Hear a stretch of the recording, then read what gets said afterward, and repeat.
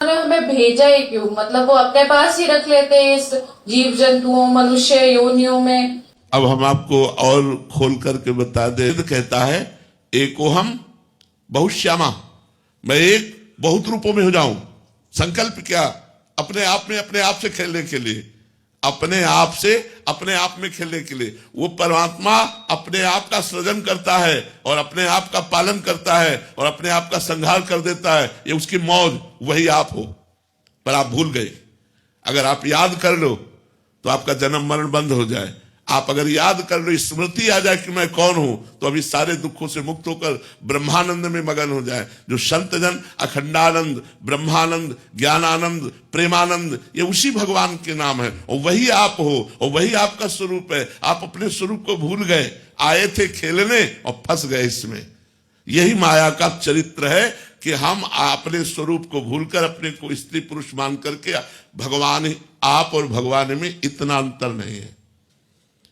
आप मतलब आत्मस्वरूप जो है, जिस दिन ज्ञान में आपने अपने को शरीर भाव से हटा लिया, उसी दिन आप देखोगे कि ब्रह्मविद ब्रह्मैव भवति, आप ब्रह्म स्वरूप हो। ये एक स्वप्न चल रहा था जो झूठा था। ना कभी जन्म हुआ है, ना कभी मरण होगा। आप हमें बताना, स्वप्न में देखा कि हमारे चाकू मारी जा रही, क्या उस समय आपको गलत लगता है कि ये झूठा है? ये ऐसा लगता है कि ये सही नहीं है? ये स्वप्न में देख रही हूं, मुझे चाकू नहीं लग रही, ऐसा तो नहीं लगता ना? और जब आंख खुली तो हंसी आ जाती, यार कुछ नहीं था, कोई ना चाकू थी, ना कोई चाकू मारने वाला था, ना मरने वाला था, कोई नहीं था, केवल मैं थी। ऐसे ही जब ज्ञान हो जाएगा तो यहां न स्त्री है, न पुरुष है, न जड़ है, न चैतन्य है, न दुख है, न सुख है, एकमात्र वासुदेवा सर्वम, एकमात्र भगवान। अब ये वेदांति की बड़ी ऊंची बात है बच्चा, आपकी समझ में आवे, भगवान समझा दे तो। भगवान स्वयं फंसे हुए हैं, भगवान ने आपको नहीं फंसाया, स्वयं फंस गए। एक बार सुदामा जी ने भगवान से कहा कि यार तुम हमारे दोस्त हो और मायाधीश हो, यार हमें माया दिखाओ, माया कैसी होती है? भगवान से कहा तो भगवान ने कहा चलो समुद्र स्नान करने चलते हैं, द्वारिका में समुद्र है ना। बोले आओ समुद्र स्नान करने चलते हैं। ध्यान से सुना। तो भगवान ऐसे और सुदामा जी सामने बोले चलो गिन के डुबकी मारते हैं, 10-10 डुबकी मारते हैं। सुदामा जी ने जे ही डुबकी मारी तो सुदामा जी ने देखा कि मैं एक देश में पहुंच गया और उस देश में जे भी गए तो लोग उनका पूजन करने लगे कि ये सुदामा जी हैं, भगवान के मित्र हैं। वहां का राजा भी पूजन करने लगा।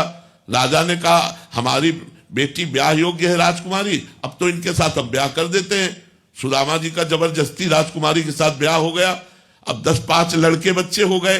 अब वहां की प्रथा थी, जैसे भारत में पहले प्रथा थी कि अगर पति मर जाए तो पत्नी को सती होना पड़ता था, पूर्व में ऐसा। तो वहां की प्रथा थी जिस देश में सुदामा जी का ब्याह हुआ कि अगर पत्नी मर गई, पति को जबरदस्ती जला दिया जाता था पत्नी के साथ। अब उनकी पत्नी मर गई, अब उनको जबरदस्ती 100 के साथ बांध दिया गया और जे ही चिता में आग लगाने को हुआ बोले श्री कृष्ण त्राहिमाम, रक्षा करो। तो भगवान ने ऐसे पकड़ा और उठाया, बोले यार लंबी डुबकी मार दिए क्या? बोले प्रभु ये क्या देख रहा था, हमारा तो ब्याह हो गया, लड़का बच्चा हो गया, कितने साल। बोले अभी अभी तो डुबकी मारी है तुमने। तो बोले क्या था? बोले यही मेरी माया थी यही मेरी माया है कि एक एक सेकंड में वर्षों का अनुभव करा दिया हमको, पूरा का पूरा दृश्य ही अलग बदला। तो ये स्वप्न की तरह जगत है। उमा कहूं मैं अनुभव अपना, सत हरि भजन जगत सब सपना। तो बच्चा अभी आप स्वाप्निक पुरुष हैं, जगत का स्वप्न देख रहे हैं, मोह निद्रा में सोए हुए हैं। जिस समय जग जाएंगे तो उस समय बात अलग रहेगी, भगवान ने नहीं फांसा, हम अपने भ्रम में फंस गए। हमारा भ्रम से जन्म मृत्यु हो रहा है, ना कि सत्य। हम कभी नहीं मर सकते। अच्छा देखो, मृत्यु हम आपको खोल के बताएं क्या होती है। पंचभूतों से बना शरीर पंचभूतों में मिल जाता है। अग्नि तत्व अग्नि में, जल तत्व जल में, वायु तत्व वायु में, पृथ्वी तत्व पृथ्वी में, आकाश तत्व आकाश में। मरा क्या? आत्मा अमर है। मृत्यु किसकी हुई? किसी की नहीं हुई। अब बताओ क्या मर गया? बोले आदमी मर गया। कैसे मर गया? बोले वो जो अंदर था वो चला गया और पंचभूत विराजमान शरीर, वो पंचभूतों में मिल गए। मरा कौन? जो अंदर से चला गया वो तो अविनाशी है, वो मर ही नहीं सकता। और जो शरीर है वो पंचभूतों में मिल गया, तो मरा कौन? कोई नहीं।